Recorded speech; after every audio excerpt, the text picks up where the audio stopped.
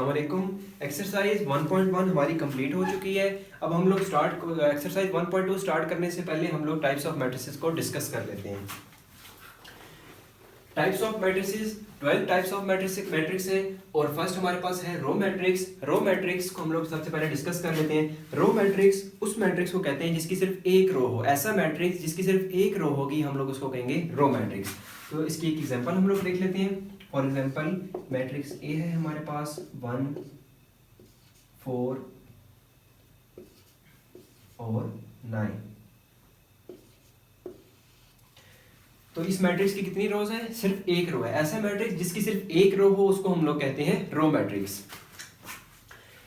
Second type पे move करते हैं।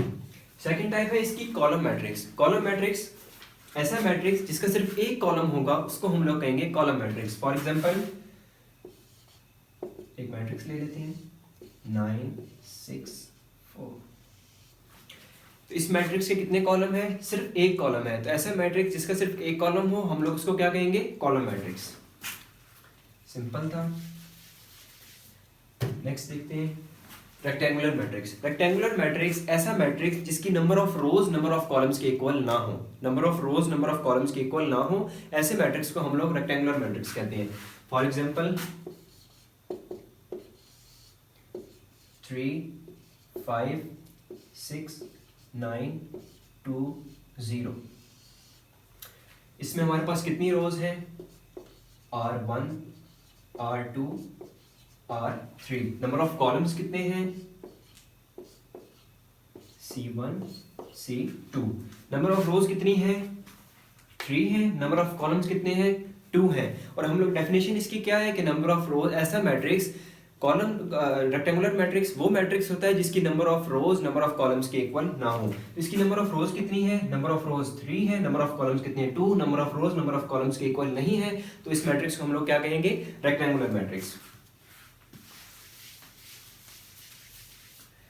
नेक्स्ट हमारे पास क्या है? Square matrix. Square matrix rectangular matrix की क्या डेफिनेशन थी कि number of rose number of columns के इक्वल नहीं है। लेकिन स्क्वायर मैट्रिक्स की डेफिनेशन क्या है कि बिल्कुल इसके ऑपोजिट है, number of rose number of columns के इक्वल। ऐसा मैट्रिक्स जिसकी number of rose number of columns के इक्वल हो उस मैट्रिक्स को हम लोग स्क्वायर मैट्रिक्स कहेंगे। इसकी एग्जांपल देख लेते हैं। For example 2 0 5 9। इसकी नंबर ऑफ रोज कितनी है? रो 1 रो 2 कॉलम 1 कॉलम 2। नंबर ऑफ रोज कितनी है? 2 है। नंबर ऑफ कॉलम्स भी 2 है। ऐसा मैट्रिक्स जिसकी number of rose number of columns के इक्वल हो उस मैट्रिक्स को हम लोग स्क्वायर मैट्रिक्स कहेंगे। नेक्स्ट देखते हैं नल और zero matrix. Very simple. Null और जीरो मैट्रिक्स ऐसा मैट्रिक्स जिसकी तमाम आइडेंटिटी जीरो होंगी हम लोग उसको नल मैट्रिक्स या जीरो मैट्रिक्स कहेंगे। नल मैट्रिक्स और जीरो मैट्रिक्स जिसकी तमाम आइडेंटिटी जीरो हों तो इसकी एक एग्जांपल देख लेते हैं 0 0 0 0। आप लोग देख सकते हैं कि इस मैट्रिक्स की तमाम आइडेंटिटीज जीरो हैं। तो ऐसा मैट्रिक्स जिसकी तमाम आइडेंटिटी जीरो हो हम लोग उसको जीरो मैट्रिक्स और नल मैट्रिक्स कहते हैं। सिक्स्थ है ट्रांसपोज ऑफ अ मैट्रिक्स कि हम लोगों ने मैट्रिक्स का ट्रांसपोज कैसे लेना है। ट्रांसपोज ऑफ अ मैट्रिक्स मतलब कि ट्रांसपोज का मतलब होता है कि आप लोगों ने नंबर ऑफ रोज को नंबर ऑफ कॉलम्स में चेंज कर देना है। किसी भी मैट्रिक्स का ट्रांसपोज लेना हो तो उसकी नंबर ऑफ रोज को नंबर ऑफ कॉलम्स में चेंज कर देते हैं। फॉर एग्जांपल हमारे पास एक मैट्रिक्स है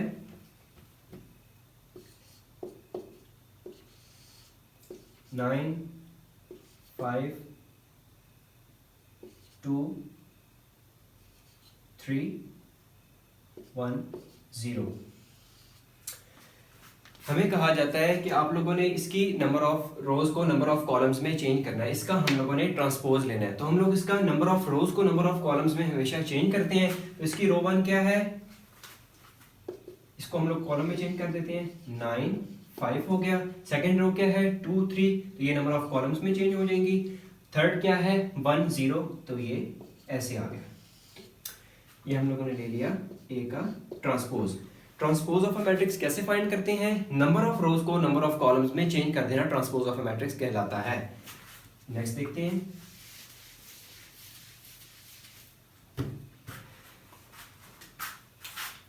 सेवंथ है हमारे पास negative of a matrix. Negative of किसी भी मैट्रिक्स का नेगेटिव ऑफ मैट्रिक्स कैसे फाइंड करते हैं? फॉर एग्जांपल हमारे पास एक मैट्रिक्स है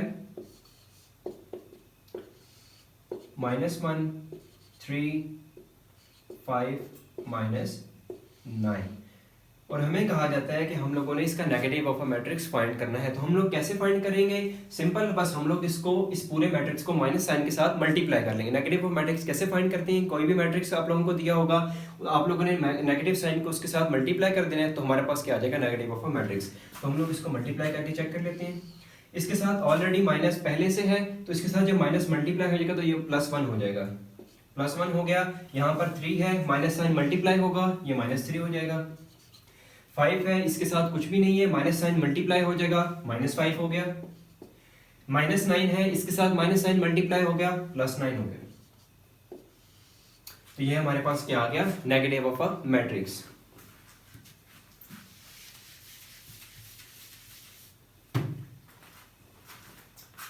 एट्थ है हमारे पास सिमेट्रिक मैट्रिक्स। सिमेट्रिक मैट्रिक्स कौन सा मैट्रिक्स होता है? ऐसा मैट्रिक्स जिसका आप लोग ट्रांसपोज लो और आंसर दोबारा वही आ जाए, उस मैट्रिक्स का आंसर आ जाए, तो उसको हम लोग, ऐसे मैट्रिक्स को हम लोग क्या कहेंगे?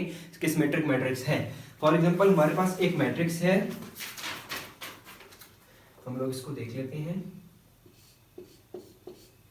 मैट्रिक्स M हमारे पास दिया हुआ है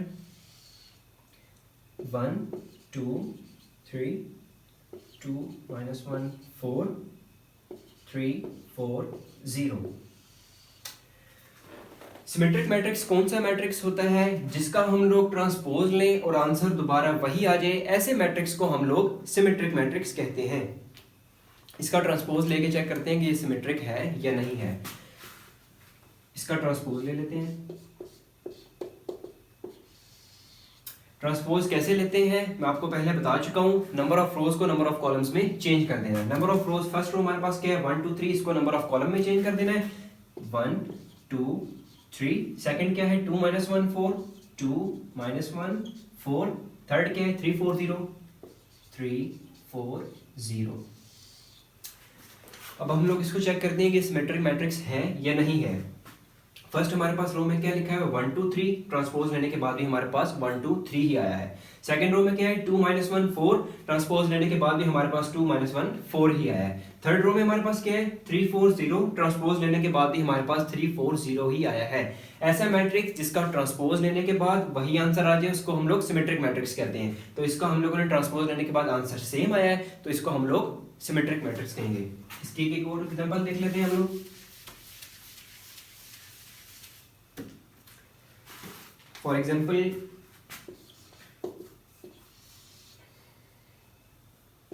2 1 3 2 -1 4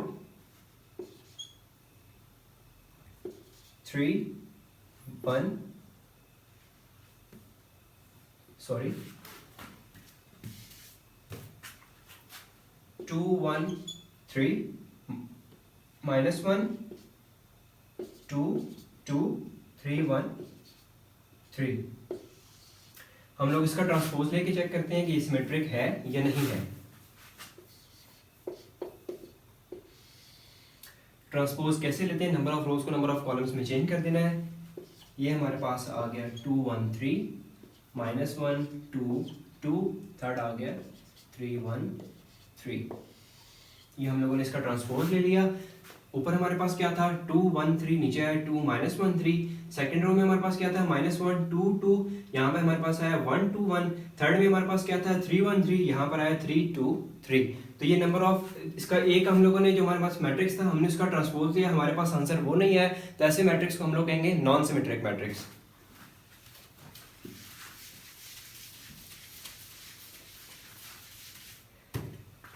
नाइन्थ है हमारे पास skew symmetric matrix. Skew symmetric matrix उस मैट्रिक्स को, वो वाला मैट्रिक्स स्क्यू सिमेट्रिक होता है जिसका हम लोग ट्रांसपोज लें और वो नेगेटिव ऑफ ए के इक्वल आ जाए, ऐसे मैट्रिक्स को हम लोग स्क्यू सिमेट्रिक मैट्रिक्स कहेंगे। फॉर एग्जांपल ये हमारे पास दिया हुआ है 0 2 3 -2 0 1 -3 -1 0। इसका हम लोग ट्रांसपोज ले लेते हैं। 0 2 3 नंबर ऑफ रोज को नंबर ऑफ कॉलम्स में चेंज कर देना है। सेकंड है -2 0 1, थर्ड है -3 -1 0।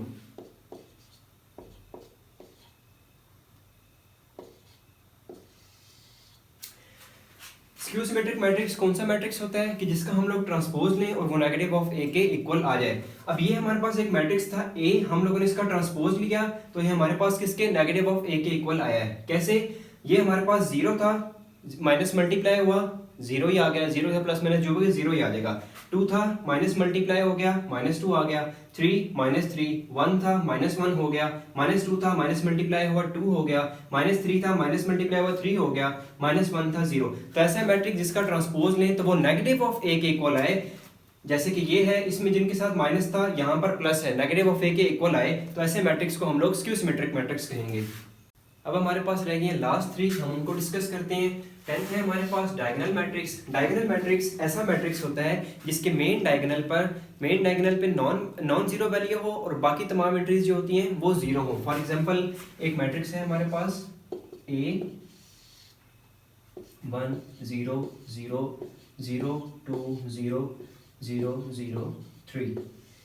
तो आप लोग देख सकते हैं कि इस मैट्रिक्स के मेन डायगोनल पे वैल्यू नॉन जीरो है और बाकी तमाम जो वैल्यूज हैं वो 0 हैं। तो ऐसा मैट्रिक्स जिसके मेन डायगोनल पर वैल्यू नॉन जीरो हो और बाकी तमाम वैल्यूज 0 हो, तो ऐसे मैट्रिक्स को हम लोग कहेंगे डायगोनल मैट्रिक्स।